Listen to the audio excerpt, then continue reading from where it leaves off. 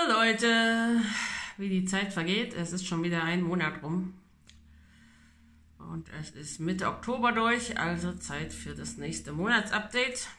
Ich weiß gar nicht, wie viele Monate das jetzt sind. 9? Ah ja, jedenfalls habe ich diese Zahnspange jetzt schon eine ganze Weile. Und der letzte Termin war Anfang Oktober, also auch schon wieder mehr als 2 Wochen her. Der war recht unspektakulär. Es war wieder das Übliche. Bögen außen wurden rausgemacht, dann geputzt und Bögen wieder rein und wieder diese Kette von Holes bis 5. Die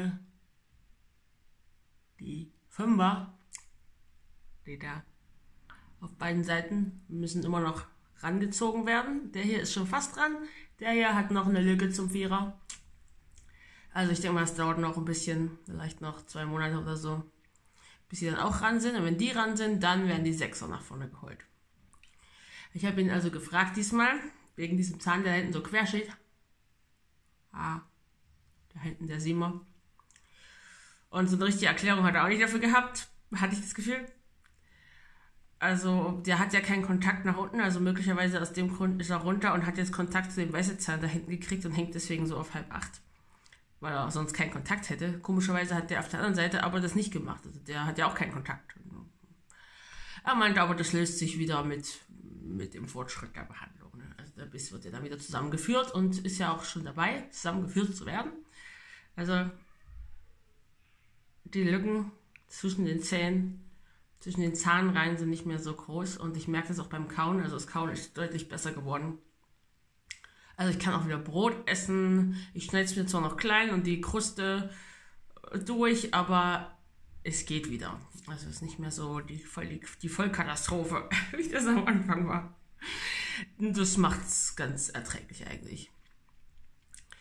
Dann wurde hier unten eine Kette von 6 bis 6 gemacht. Also das letzte Mal war ja hier dieser schräge Zahn, der jetzt gerade ist, wurde noch rangezogen. Da ist immer noch eine kleine Lücke, die muss noch gefüllt, also zusammengezogen werden. Und diesmal konnten sie aber den Zahn einklicken hier. Der vorher schräg stand, ist jetzt endlich erstmalig mit drin im Bogen, war er ja vorher nicht. Und deswegen konnte die Kette jetzt einmal rundherum gezogen werden. Ich zeige euch mal im Vergleich, wie das ganz am Anfang war, vor der Behandlung. Und dann könnt ihr vergleichen, wie es jetzt aussieht. Also vor der Behandlung standen meine Zähne im Unterkiefer ziemlich krumm und schief. Und hier ist der Abdruck davon. Und das ist es jetzt. Also man sieht, die standen hier überhaupt nicht in einer Reihe. Und der hier, der war noch der letzte Kandidat, der am schwierigsten da rauszudrehen war. Weil der so schräg stand. Und jetzt sind die alle schön in einer Reihe. Was alles geht, nicht wahr? Ja. Ansonsten habe ich immer mal an anderen Stellen Probleme, dass mir dann nicht die Wangenschleimhaut so aufgerieben wird. Also ist mal da und mal da. Ich weiß auch nicht, woran das liegt. Und dann ist man die ganze Zeit Ruhe und dann wird es wieder empfindlich und dann ist es wieder doof. Keine Ahnung, woran das liegt. Aber ich habe nach wie vor meine Polster, die ich mir nachts reinmache.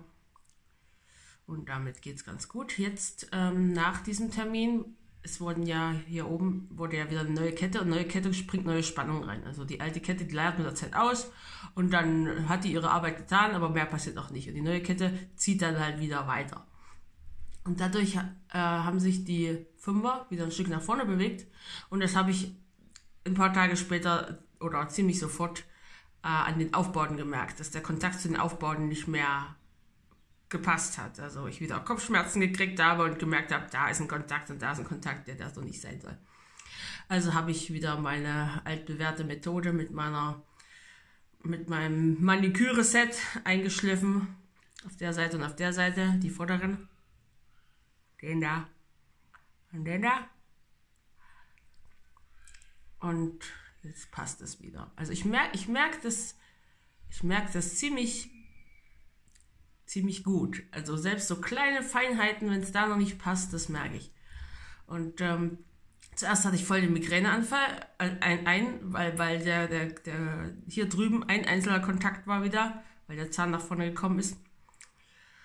Dann habe ich das eingeschliffen, dann habe ich ein paar Tage gewartet. Das ist nur das Gute, wenn ich das selber mache, kann ich das in Schritten machen und das immer weiter so feintunen, bis es komplett passt.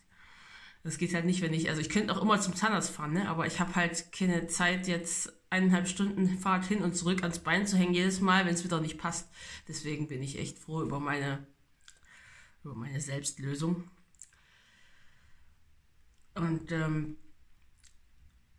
dann habe ich es noch so ein bisschen gemerkt wieder, wie es so ein bisschen so ein Zug war und so. Und dann habe ich auch gemerkt, der Zahn, wo der Kontakt ist da an der Stelle ein bisschen empfindlich.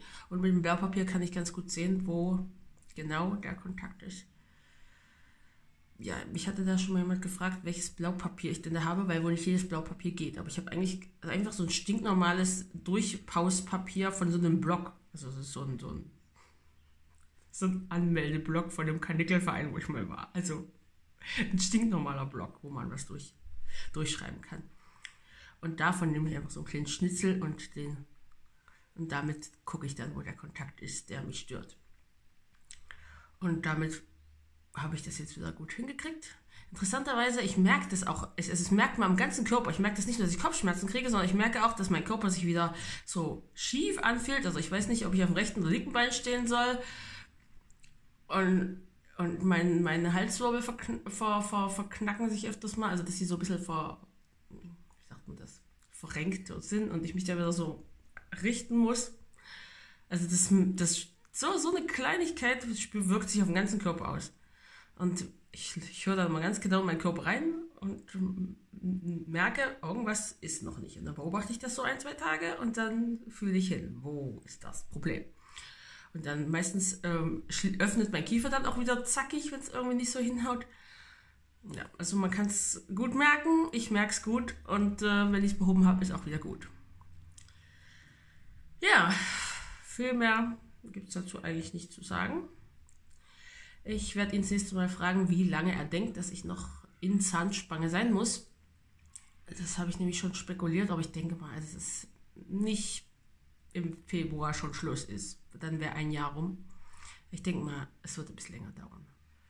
Aber es ist inzwischen schon erträglich, sodass das für mich jetzt nicht so wild ist. Solange ich gut kauen kann oder besser kauen kann als mit der Agal, ist es okay. Da halte ich auch noch ein Jahr. Naja, ein ganzes Jahr vielleicht nicht, aber noch ein halbes Jahr dann ab Februar, wäre auch okay. Ja, okay, das war mein Update. Ich wünsche euch noch einen schönen Oktober. Tschüss.